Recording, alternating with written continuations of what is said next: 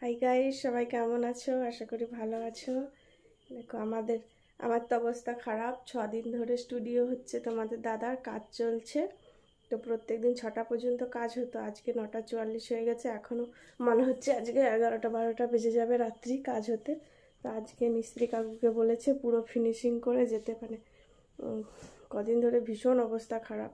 ওই কাঠের মেশিন চলছে, কাঠের গুঁড়োতে গা হাত কুটকুট করছে।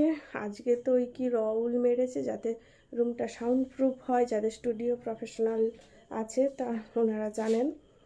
তো সাউন্ড প্রুফ করার জন্য রউল মেরেছে, ওটা গা কুটকুট কুটকুট করে। এই জন্য আমি ছেলেকে নিয়ে রুমটার ভেতরে যাচ্ছি না, তবু আমি একবার গিয়ে দেখাচ্ছি। আর আমাদের পুরো রুমের অবস্থা খারাপ, ভীষণ নোংরা গোছালো। এইটা কাজ ফিনিশিং হলে সব গোছ কাজ হবে। আমি একটু ভিতরে গিয়ে দেখাই।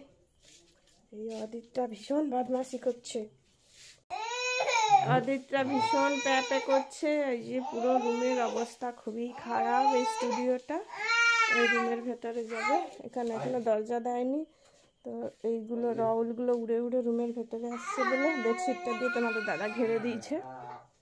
এই যে এইগুলো রউল বসানো কমপ্লিট হয়ে গেছে। বাবা কি ভীষণ গা কুটকুট করছে, আমার তো মুখ সারা দুপুর থেকে চুল করছে। এই রউলগুলোতে কাঁচের গুঁড়োর মতো আছে, সেইগুলোই চুল করছে ভীষণ। তো পুরোটা ভীষণ বড় স্টুডিও করতেছে তোমাদের দাদা, একদম প্রফেশনাল স্টুডিও, অনেক বড়। পুরো কাজটা শেষ হয়ে গেলে, ঘরটা গোছগাছ হয়ে গেলে বাঁচি। ভীষণ গা কুটকুট করছে। আমার ছেলেটার যে কী অবস্থা হচ্ছে সেটাই ভাবছি। কালকে এসি লাগিয়ে দিয়ে গেছে, তো স্টুডিও রুমে শুধু এসি বস করে দিয়ে গেছে। আমরা এখানে থাকবো, এখানেও পুরো রুমটার জন্যই এসি নিয়েছে, এটা 1.5 টনের।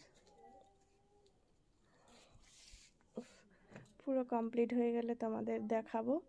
তো এখন বাই বন্ধুরা, এখন 9:48, আজকে এখনও কাজ চলছে, কখন শেষ হবে জানি না। রউল তো কমপ্লিট হয়ে গেছে, এর ওপরে কাপড়, তারপরে তোমাদের পরে দেখিয়ে দেবো। তখন দাদা লাইভ করেছিল, তোমরা দেখেছো। আজকে 6 দিন ধরে কাজ চলছে, 6 দিন ধরে 10-11 দিন লেগে যেত, কিন্তু ওনারা 2টো না 3টে পর্যন্ত কাজ করে, আমাদের 6টা পর্যন্ত, মানে প্রত্যেক দিন 1.5টা করে হাজিরি। তো আজকে সারা রাত চলবে।